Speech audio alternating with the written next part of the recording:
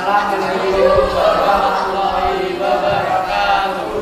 Waalaikumsalam warahmatullahi wabarakatuh.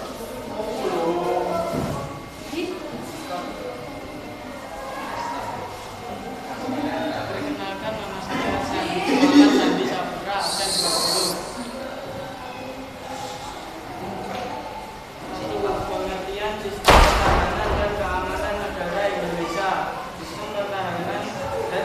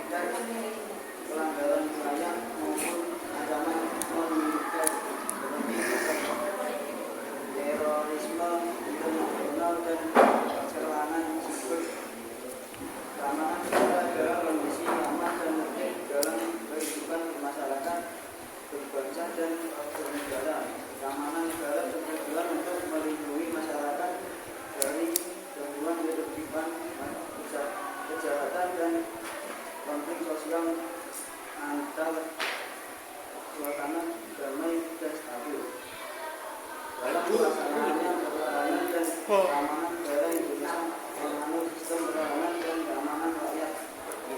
Sistem ini melibatkan seluruh komponen bangsa yaitu warga negara, wilayah negara, dan sumber daya nasional yang dipersiapkan secara dini oleh pemerintah dan diselenggarakan secara total. Setiap warga negara memiliki hak dan kewajiban untuk ikut serta dalam usaha pertahanan dan keamanan negara. Untuk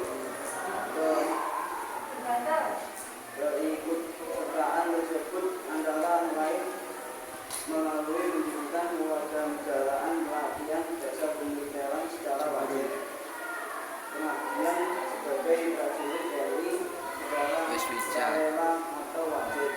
Dengan demikian pertahanan dan keamanan negara bukan hanya menjadi tanggung jawab TNI dan Polri, tetapi juga menjadi tanggung jawab seluruh rakyat Indonesia.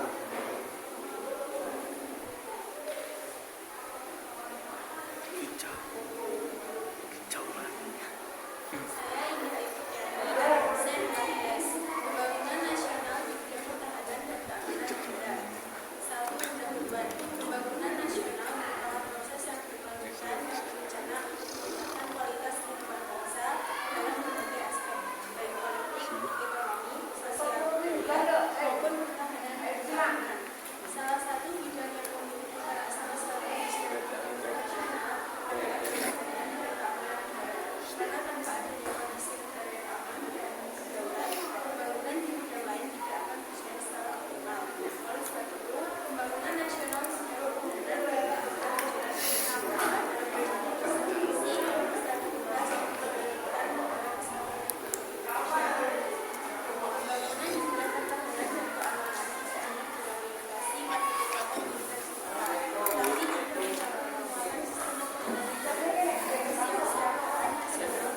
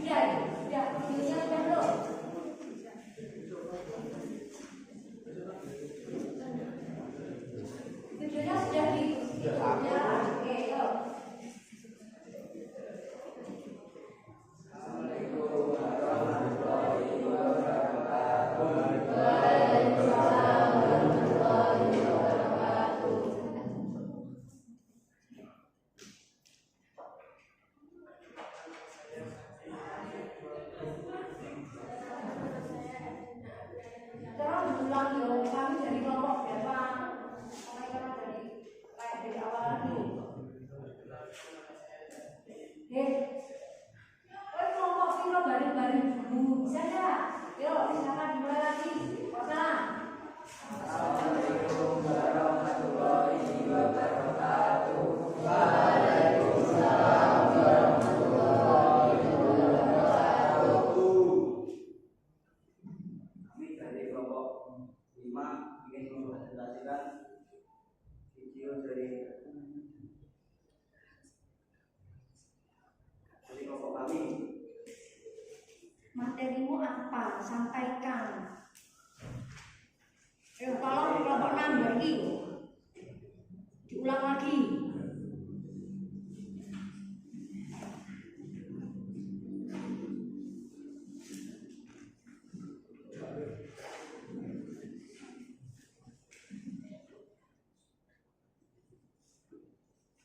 Kami dari kelompok 6 ingin mempresentasikan. Ulangi dari awal aja. Videomu benar kamu. Yuk, salam bareng. Kamu kelompok berapa? Materinya apa? Kami akan menyampaikan video dari materinya apa. Baru kenalan satu-satu. Selesai baru yang pertama. Paham? Yuk, silakan mulai. Jenggangan.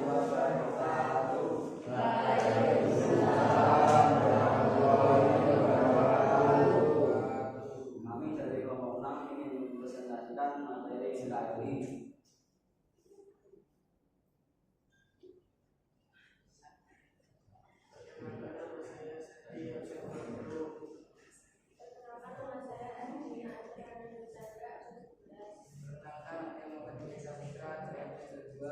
Perkenalkan, nama saya Surya dari absen 301. Perkenalkan, nama saya Indah Ibrani dari absen 14.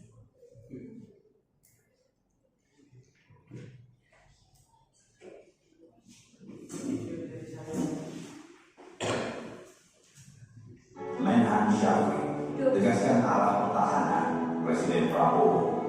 Presiden Prabowo menegaskan bahwa Indonesia harus mempertahankan wilayah, kedaulatan dan kekayaan bangsa di tengah situasi global yang makin tidak pasti. Ancaman kini datang dari semua lini, militer, siber, ekonomi, hingga peran proksi. Menteri Pertahanan Jenderal TNI Purnawirawan Syafri Syamsuddin memastikan arahan Presiden menjadi kompas pertahanan nasional. Karena itu, modernisasi alutsista, pembangunan batalion teritorial, dan penguatan darat KSA terus dipercepat dapat menjadi politik awal.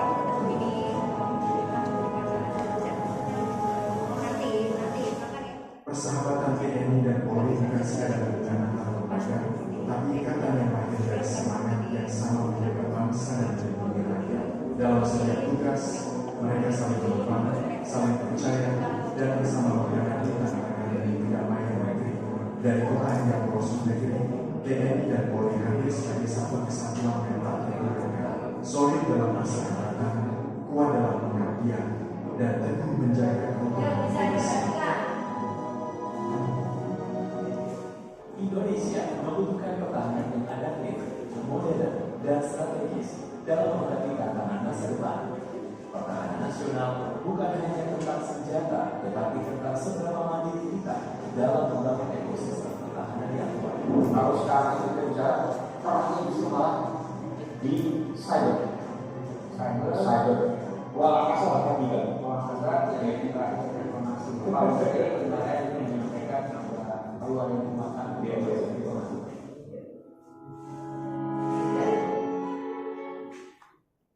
Silakan disampaikan. Kesimpulan dari video ini, Bandel. sistem pertahanan dan keamanan negara Indonesia adalah upaya berencana untuk melindungi kedaulatan di wilayah dan keselamatan bangsa dari berbagai ancaman. Sistem universitas semesta artinya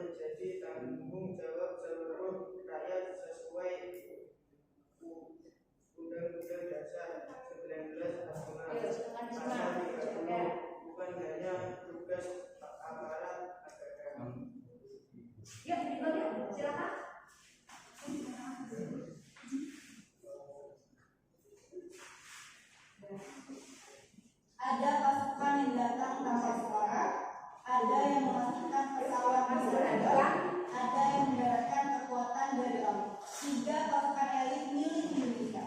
1. Kopassus. Kopassus adalah instrumen operasi khusus strategis TNI AD, bukan pasukan perang terbuka, bukan pula pasukan tempur massal. Kopassus dirancang untuk misi presisi berisiko tinggi, kontraterorisme strategis, pembebasan sandera, infiltrasi jauh, hingga operasi intelijen tempur. Mereka bergerak dalam unit kecil, senyap, dan seringkali tidak terlihat, namun berdampak strategis bagi negara. Kekuatannya ada pada seleksi ekstrim, integrasi intelijen operasi, dan fleksibilitas lintas medan.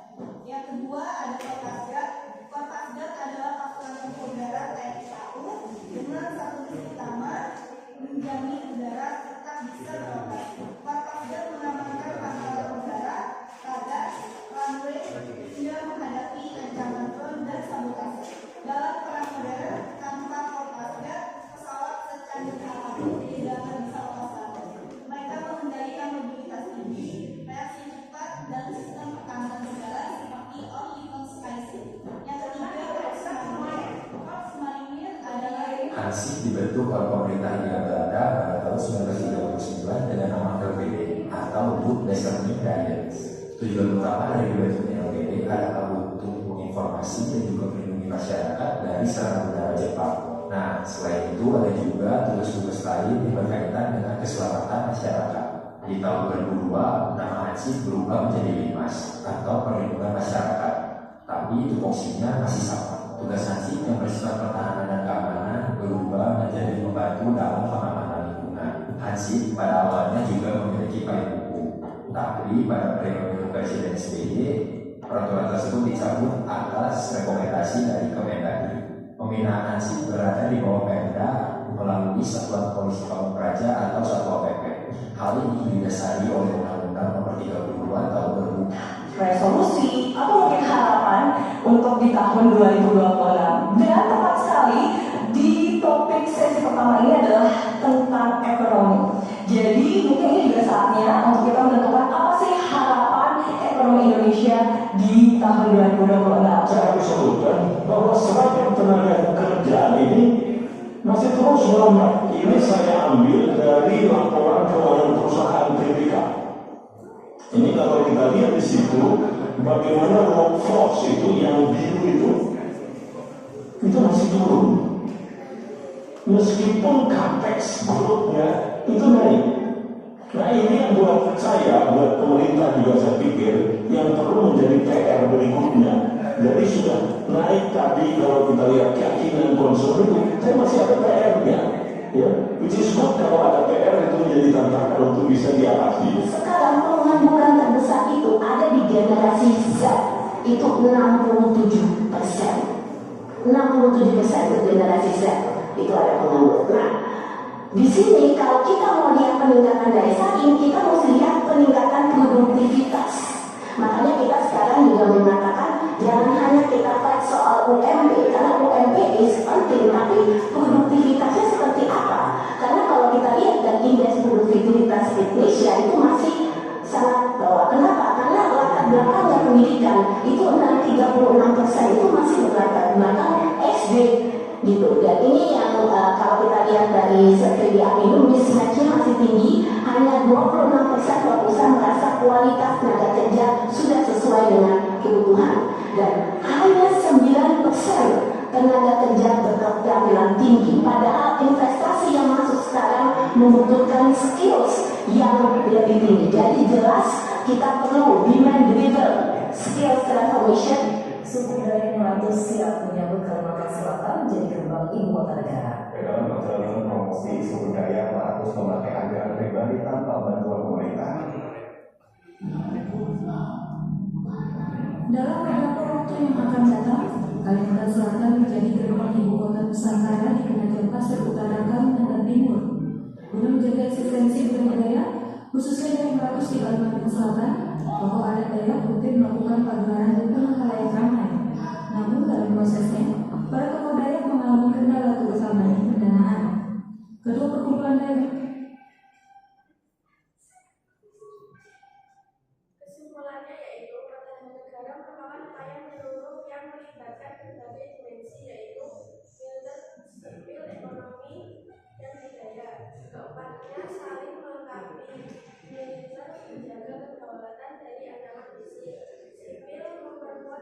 kelembagaan dan partisipasi masyarakat.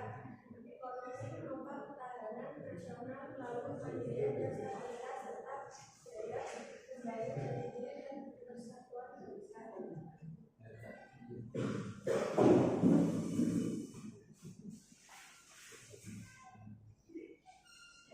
Jangan kita biarkan persatuan dan kesatuan bangsa itu hilang atau dikaburkan oleh provokasi dan ambisi yang dibungkus dengan berbagai identitas. Seluruh prajurit TNI adalah alat utama pertahanan negara untuk melindungi segenap bangsa dan seluruh tumpah darah Indonesia. Tidak satupun musuh yang dibiarkan, apalagi melakukan upaya-upaya berupa ancaman dan gangguan terhadap cita-cita luhur bangsa dan negara Indonesia. Ingat, siapa saja yang mengganggu persatuan dan kesatuan bangsa akan berhadapan dengan TNI. Hidup TNI!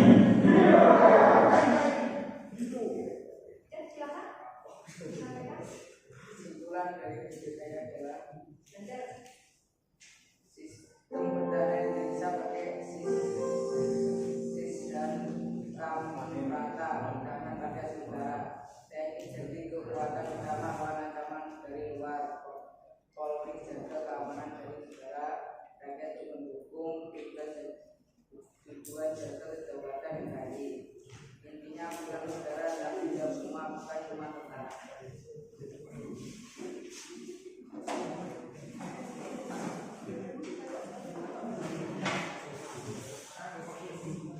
Wawasan kita tentang wawasan pertahanan yang defensif. Ada yang mengatakan dalam perang defensif itu tidak bisa menang. Itu bacaan sejarah yang keliru. Kalau kita mempertahankan bangsa kita pertahankan tiap kampung, tiap dukuh, tiap lembah, tiap bukit, tiap gunung, tiap kecamatan, tiap kabupaten, tiap provinsi, tiap jengkal tanah kita pertahankan. Seluruh bangsa Indonesia pertahankan, kita tidak bisa ditaklukkan. Dan bagi kita tidak ada masalah. Daripada dijajah kembali, lebih baik kita mati, saudara-saudara sekalian. Para tokoh-tokoh nasional hari ini menyatakan diri bagian dari pertahanan rakyat semesta.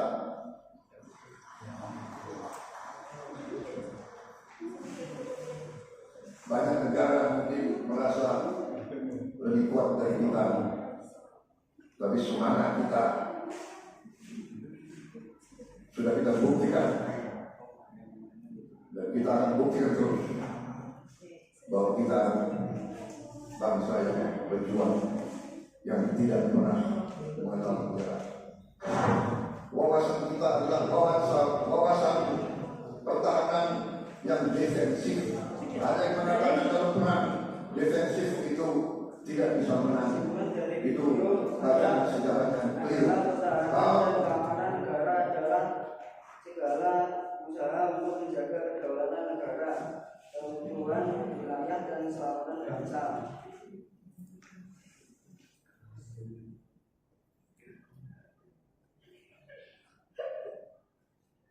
Terima kasih atas kesiapan rekan-rekan baik dari TNI serta Polri. Saya malam ini digunakan sebagai alat dari pelaksanaan patroli skala besar dari TNI Polri serta Polri. Dalam pelaksanaan kegiatan patroli skala besar malam ini adalah kehadiran Polri dan TNI dan TNI Polri di lapangan untuk memberikan pelaksanaan aman dan kondusif adalah program pokok APD dan APD pada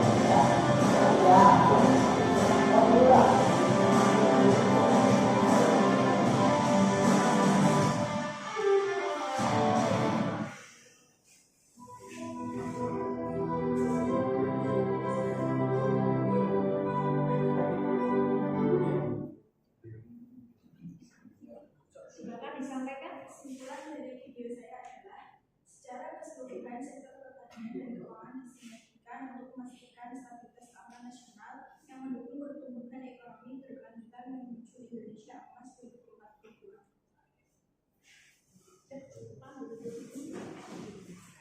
Ya, dari kelompok kami.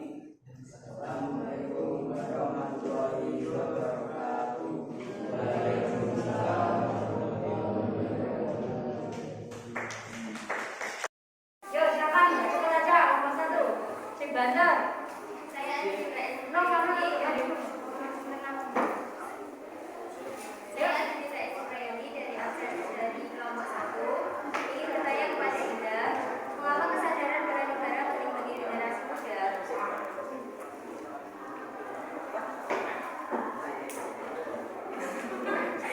Yuk, berikutnya, cepat.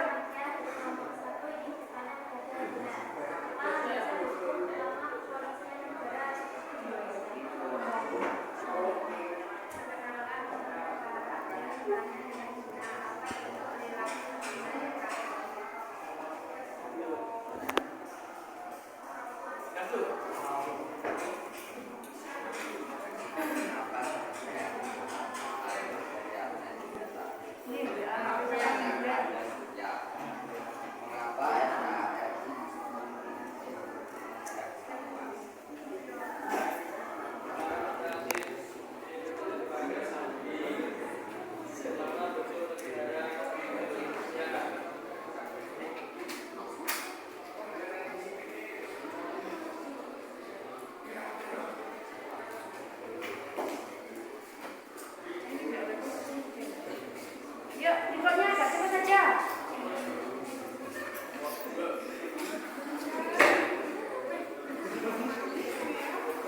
Saya Bumi Managara Media dari kelompok 2 ingin bertanya kepada Surya, apa saja dasar hukum pertahanan negara di Indonesia? Saya kepada Surya, kenapa dasar hukum penting dalam pertahanan negara?